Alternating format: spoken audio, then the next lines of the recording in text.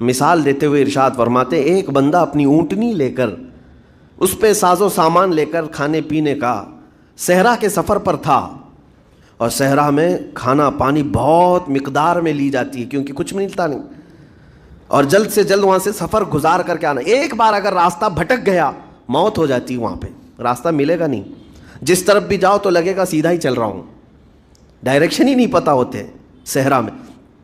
حضور پاک صلی اللہ علیہ وسلم فرماتے ہیں ایک بندہ صحرا کے سفر میں اپنی اونٹنی کے ساتھ ساز و سامان لے کر سفر پر تھا، بیچ راستے میں اسے نیند آئی، سویا، سو کر کے اٹھا تو دیکھا اس کی اونٹنی ساز و سامان کے ساتھ غائب ہے، صحرا میں، بیچ صحرا میں۔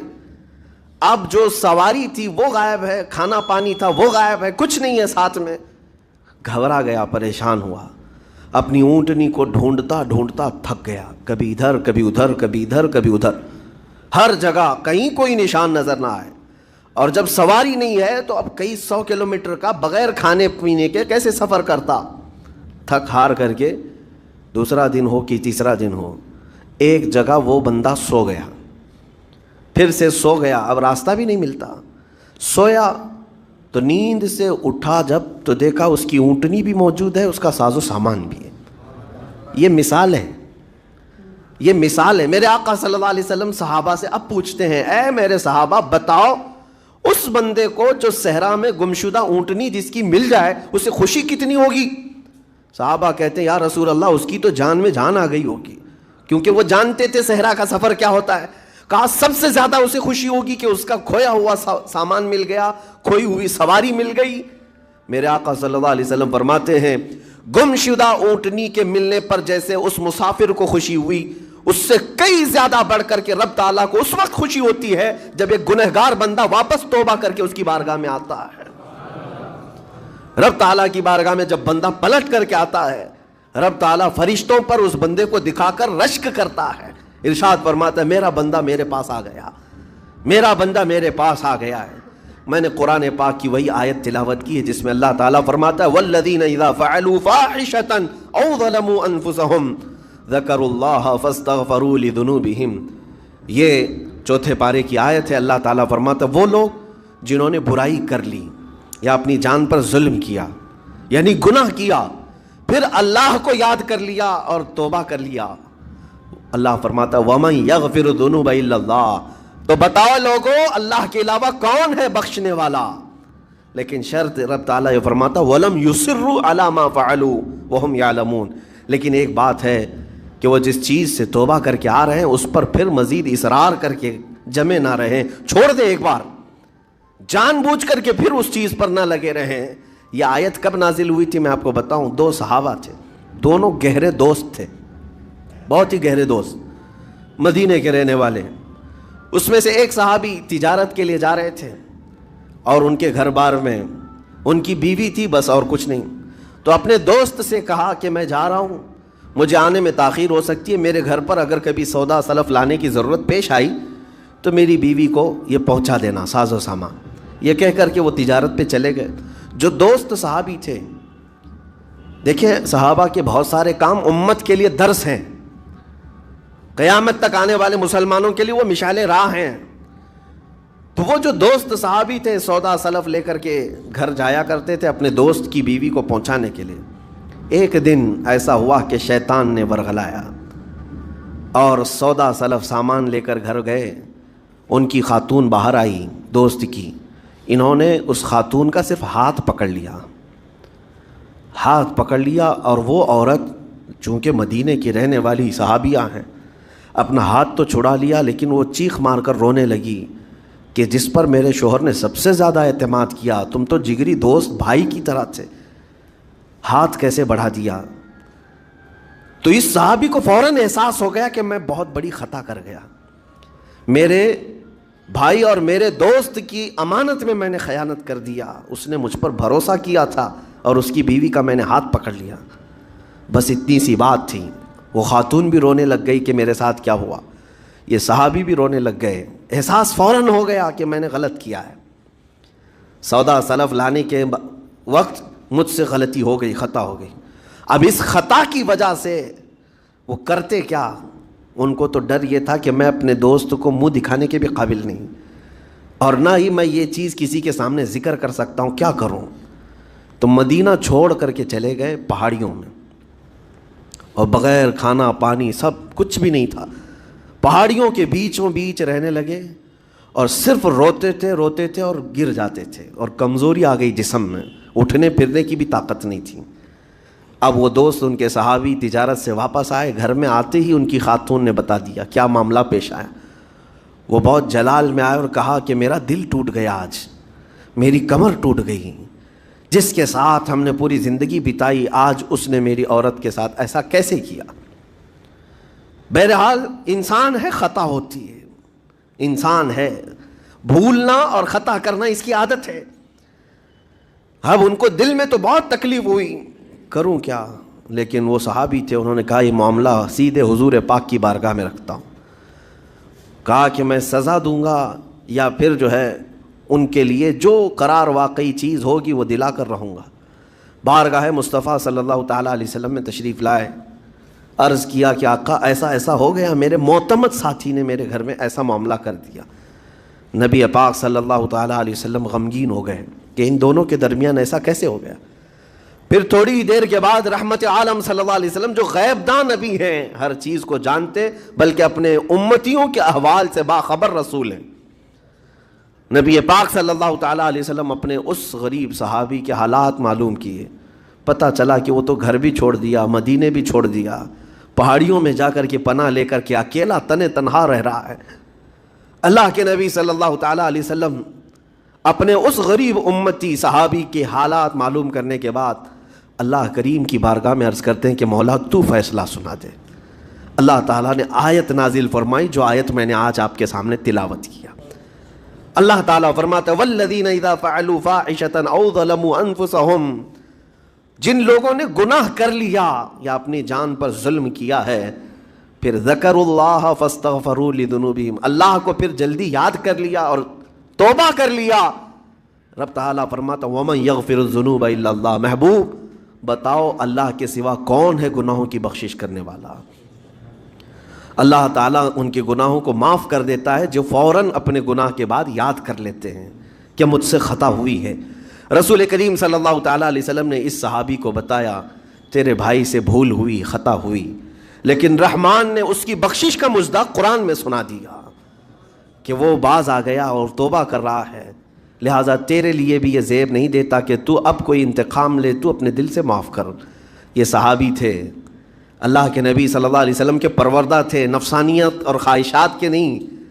یہ فوراً گئے اور اپنے اس جگری دوست کو، اپنے اس بھائی کو ڈھونڈتے ہوئے پہاڑیوں کے بیچوں بیچ جا کر کے دیکھا، ان کی حالت بہت خستہ تھی، کمزور ہو گئے تھے، اور روتے روتے اتنا تھک گئے تھے، نہ کھانا ہے نہ پانی ہے، بس یہ کہ ان سے خطا کیا ہوئی تھی، اپنے دوست کی عورت کا ہاتھ پکڑ لیا تھا، بس میرے عزیزو اس سے بڑا نہیں۔ ہاتھ پکڑنے پر ان کو اس قدر احساس تھا کہ مدینہ چھوڑ دیے، لوگ یہاں پورے کے پورے گناہ میں ڈوب جاتے ہیں، زنا میں ڈوبتے ہیں، انہیں احساس تک نہیں۔ یہ صحابی گئے، اور جیسے ہی یہ گئے تو وہ ہوش میں آئے اور رونے لگے کہ میرا بھائی آ گیا اور اب شاید یہ انتقام لے گا، بدلہ لے گا مجھے۔ اے میرے فرشتوں، میرا بندہ مجھے رحمان سمجھتا ہے، اس لیے بار بار توبہ کرتا ہے، مجھے وہ ارحم الراحمین سمجھتا ہے، ورنہ کون بار بار اللہ تبارک و تعالیٰ کی بارگاہ میں دروازہ کھٹکھٹاتا؟ تو رب تبارک و تعالیٰ ارحم الراحمین ہے، یہ تصور ہر مسلمان کے ذہن میں ہے، اس کی وجہ سے وہ کبھی مایوس نہیں ہوتا۔ اور شیطان کا سب سے بڑا حربہ کیا ہے جانتے ہیں آپ؟ سب سے بڑا بہکانے کا اور گمراہ کرنے کا اور ہمیشہ گناہوں میں ملوث رکھنے کا سب سے بڑا آلہ، کہ بندے کو سب سے پہلے نا امید کرتا ہے، اب تیرا کیا ہوگا، تو بہت برباد ہو چکا ہے۔ یہ جو خیال شیطان ڈالتا ہے دل میں، اس کے بعد پھر وہ بندہ جری ہو جاتا ہے، اب میرے توبہ سے بھی کچھ ہونے والا نہیں ہے، جو جس طرح زندگی چل رہی چلنے دو، ارے 50 سال ہو گئے اب تک میں یہی کرتا رہا، اب کیا سدھروں۔ یہ جو خیالات ہے یہ شیطان ڈالتا ہے تاکہ اس کی کفر پر موت ہو جائے، تاکہ وہ ہمیشہ گناہوں کی موت مرے۔ نا امیدی جو ڈالتا ہے شیطان، اب میرے ساتھ کچھ ہونا نہیں ہے، نہیں میرے عزیزو، رحمت عالم صلی اللہ تعالیٰ علیہ وسلم کی بارگاہ میں کیسے کیسے لوگ آئے اور ارحم الراحمین نے ان کی توبہ قبول کی۔ آپ کو ایک بات میں بتاؤں، سیدنا عمر ابن خطاب رضی اللہ تعالیٰ عنہ کا دور ہے۔ مثنوی شریف میں مولانا روم فرماتے ہیں، جنت البقیع آپ نے سنا ہوگا، قبرستان مدینے کا، مدینے کے قبرستان میں رات کے وقت ایک بوڑھا آدمی 80 سال کا جو بانسری بجاتا تھا اور اسی سے پیسہ کماتا تھا، اس کی بانسری میں بڑی اچھی لے تھی، بڑی سر اچھی تھی، لوگ سنتے تھے اور پیسے دیتے تھے، لیکن بڑھاپے میں جب سانس پھولنے لگ جاتی ہے، ہانپنے لگ جاتا ہے، سانس نہیں ٹھہرتی، تو بانسری کیسے بجتی؟ اس کی لے ٹوٹ جاتی، لہجے بدل جاتے۔ بوڑھا آدمی، اب اس کی بانسری سننے کو کوئی آتا نہیں تھا اور پیسے ملتے نہیں تھے، تھک ہار کر کے وہ آیا، رات کا وقت تھا، جنت البقیع قبرستان میں، 80 سال کی عمر کا ہو گیا ہے، اس نے بانسری توڑ دی، کہا زندگی بھر جس چیز سے میں کماتا تھا اب میری سانسوں نے جواب دے دیا، جسم پھولنے لگا ہے، سانس زیادہ آنے لگ گئی ہے، اب میرا کھانا پینا کیسا چلے گا؟ خیر ارحم الراحمین ہوں تو تیرا ہی بندہ، میرے اہل و عیال نہیں، میرے رشتہ دار نہیں، مجھے اگر تو بھوکا مارنا ہے تو اسی قبرستان میں مار دے، یا اگر میری زندگی باقی ہے تو میرے رزق کا انتظام کر دے۔ وہ رو رہا تھا 80 سال کی عمر میں۔ جب بندہ لاچار و مجبور ہوتا ہے تو پروردگار کو ہی یاد کرتا ہے۔ جانتے ہیں عمر ابن خطاب رضی اللہ تعالیٰ عنہ امیر المومنین مسجد نبوی میں تھے اور ان کی آنکھ لگی تھی، خواب میں رسول پاک صلی اللہ تعالیٰ علیہ وسلم تشریف لائے، کہا عمر اللہ کا حکم ہے جنت البقیع میں جاؤ، ایک بھوکا آدمی کھڑا ہے، اپنے گھر سے کھانا لے جاؤ اور اس کی ضرورت کا انتظام کرو۔ نیند کھلی تو آپ نے دیکھا اللہ کے حبیب صلی اللہ علیہ وسلم کی طرف سے حکم آیا اور رب ذوالجلال کا حکم ہے، گھر سے عمدہ کھانا لیا، توشادان لے کر کے، کچھ مال و متاع بھی لے کر قبرستان میں گئے، ڈھونڈا کون ہے یہاں پر، تو دیکھا کہ ایک ہانپتا کانپتا ہوا 80 سال کا بوڑھا روتا ہوا نظر آیا۔ امیر المومنین اپنے ہاتھ میں توشادان لے کر اس کے قریب گئے، کہا تو بھوکا ہے؟ کہا ہاں بھوکا ہوں، بیٹھ چل میں تجھے کھلاتا ہوں۔ دسترخوان بچھا کر اسے اپنے ہاتھوں سے کھلایا اور اسے اپنی ضرورت کے مطابق جو ضروریات تھیں اس کی ضرورت کے مطابق وہ ساری چیزیں دی۔ وہ بوڑھا پوچھتا ہے آپ کون ہیں؟ حضرت عمر فاروق نے کہا میں عمر ابن خطاب ہوں۔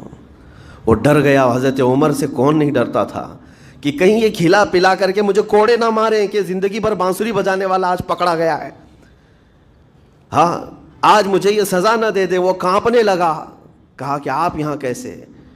حضرت امیر المومنین کہتے ہیں میں خود نہیں آیا، مجھے اللہ کے رسول نے بھیجا، اور رب تبارک و تعالیٰ کا حکم آیا تھا کہ تو بھوکا ہے اور تو نے رزق مانگا ہے اور مجھے تیرے رزق دے کر کے بھیجا گیا ہے۔ وہ چیخ مار کر کے گر پڑا زمین پر اور رونے لگا، اپنے ہاتھ پھیلا کر کہا سچ فرمایا مولا تو ارحم الراحمین ہے، 80 سال تجھ سے دور بھاگتا رہا، ایک بار کیا تجھے میں نے پکارا، تو نے وقت کی امیر المومنین کو کھانا دے کر بھیج دیا۔ اللہ رب العزت کی بارگاہ میں نا امیدی اور مایوسی جو شیطان لاتا ہے، اس سے بندے بھٹک جاتے ہیں، بہک جاتے ہیں، انہیں توبہ کی توفیق بھی نہیں ملتی۔ اسی لیے میرا مولا فرماتا انا عند ظنی عبدی بی، رب تعالیٰ فرماتا میرا بندہ میرے بارے میں جیسا گمان کرتا ہے میں اس کے ساتھ ویسا سلوک کرتا ہوں۔ تم کیا گمان کرتے ہو؟ وہ سخت پکڑ کرے گا، ابھی مار ڈالے گا، وہ غفار ہے، قہار ہے، جبار ہے، لیکن ساتھ میں وہ ستار بھی ہے، وہ رحمان بھی ہے، رحیم بھی ہے۔ اگر رب تبارک و تعالیٰ ہر چیز پر پکڑ کرتا تو ہمارا تو جینا ہی نہیں تھا، یہاں پر اتنے گناہ ہو چکے۔ اور وہ رب تعالیٰ فرماتا وسعت رحمتی کل شیء، میری رحمت نے ہر چیز کو گھیر رکھا ہے۔ اللہ رب العزت بندوں کو معاف کرنے کا اظہار زیادہ فرماتا ہے۔ اور جانتے ہیں آپ گناہ جب عام ہوتے ہیں، میں آپ کو اپنے گھر کی بات بتا دوں، میرے گھر میں آپ 4 دن کے مہمان بن کر کے آئے ہیں، کبھی میری کھڑکی توڑ رہے ہیں، کبھی دروازہ توڑ رہے ہیں، کبھی ہمارے گھر کے برتن پٹک رہے ہیں، کبھی فرشی اکھاڑ رہے ہیں، کب تک برداشت کروں گا؟ آپ کو نکال کر باہر کر دیں گے، مہمان نہیں، یہ بلا ہو گئی، گھر سارا اجاڑ رہا ہے۔ ایک چیز پر چھوڑ دیا جائے، 2 چیز پر چھوڑ دیا جائے، یہ انسانوں کی فطرت ہے، انسانوں کی فطرت۔ لیکن رب کائنات اپنی کائنات میں ہم بندوں کو اتارا ہے، ہم نے کیا نہیں بگاڑا، اپنے گناہوں سے اس کی زمین کو لال کر دیا، اس کی نافرمانی سے ہم نے اس کائنات کے رنگ کو بدل دیا، کھلے عام گناہ، ننگا پن، بے حیائی، عیاشی، سب کچھ ہوتا رہا۔ اس کی کائنات ہے، اس کی زمین ہے، اس کی سلطنت ہے، اور ان گناہوں کی وجہ سے جانتے ہیں آپ، سمندر اللہ کی بارگاہ میں عرض کرتا ہے کہ مولا تو مجھے اجازت دے دے، میں ایسی طغیانی لاؤں گا کہ یہ سب ہلاک ہو جائیں گے۔ ہوائیں اللہ سے اجازت مانگتی ہیں، تو مجھے شدت دے دے، میں اتنا تیز اڑاؤں گی کہ ان کے پرخچے اڑ جائیں۔ لیکن جانتے ہو اللہ کی طرف سے جواب کیا آتا ہے؟ سمندر کو بھی رب تعالیٰ فرماتا ہے، ہواؤں کو بھی کہتا ہے رب تعالیٰ رک جاؤ، میں میرے بندوں کے انتظار میں ہوں، میرے بندوں کی توبہ کے انتظار میں ہوں کہ میرے بندے میرے پاس لوٹ آئیں گے۔ اسی لیے اللہ کے حبیب صلی اللہ تعالیٰ علیہ وسلم ارشاد فرماتے ہیں، اللہ تعالیٰ کو سب سے زیادہ خوشی کس بات کی ہوتی ہے جانتے ہیں؟ رب تعالیٰ اپنے بندوں سے کب خوش ہوتا ہے؟ مثال دے کر کے میرے آقا نے فرمایا، مثال دے کر سمجھایا، صحرا میں، ڈیزرٹ میں ریتیلے میدان ہوتے ہیں، اس کا سفر بڑا ڈینجر ہوتا ہے۔ آج بھی ڈیزرٹ ہیں بہت سارے، سہارا ڈیزرٹ کا نام سنا ہوگا آپ نے۔ ہم گئے ہیں 200-250 کلومیٹر تک آپ چلتے رہو گاڑی، نہ ایک درخت نظر آتا ہے، نہ پہاڑ نظر آتا ہے، نہ گھر نظر آتا ہے، کچھ بھی نہیں۔ اس طرف میدان ریت کا اور آسمان لگا ہوا دکھتا ہے، ادھر بھی آسمان، تنہا ہم اکیلے نظر آتے رہتے ہیں۔ صحرا کا جو سفر ہوتا ہے بہت کٹھن ہوتا ہے۔ نبی پاک صلی اللہ تعالیٰ علیہ وسلم